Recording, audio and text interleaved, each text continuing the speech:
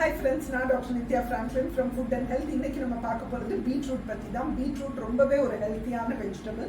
100 gram beetroot சாப்பிடும்போது உங்களுக்கு 40 kilo gallery தான் கிடைக்கும்.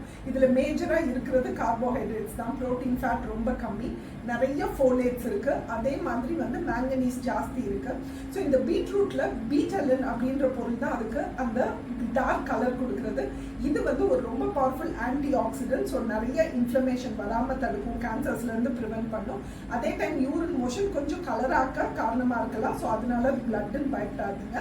நிறைய நைட்ரேட்ஸ் இருக்கிறதுனால இந்த நைட்ரேட்ஸ் நம்ம பாடியில போய் நைட்ரிக் ஆக்சைடா மாறும். இது நம்ம பிளட் வெசலை கொஞ்சம் பெருசுப்படுத்தி பிபி குறைய ஹெல்ப் பண்ணும். நிறைய ஃபைபர் இருக்கு. ஸோ இந்த ஃபைபர் வந்து கான்ஸ்டிபேஷன் வராம தடுக்கும்.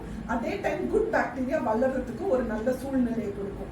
ஆக்சலேட்ஸும் கொஞ்சம் ஜாஸ்தி இருக்கிறதுனால அதனால ஸ்டோன்ஸ் இருக்கிறவங்க, அதே மாதிரி யூரிக் ஆசிட் ஜாஸ்தி இருக்கிறவங்க அவாய்ட் பண்றது நல்லது. ஸோ பீட்ரூட்டை மற்றவங்க எல்லாம் கண்டிப்பா உங்க டயட்ல சேர்த்துக்கணும்.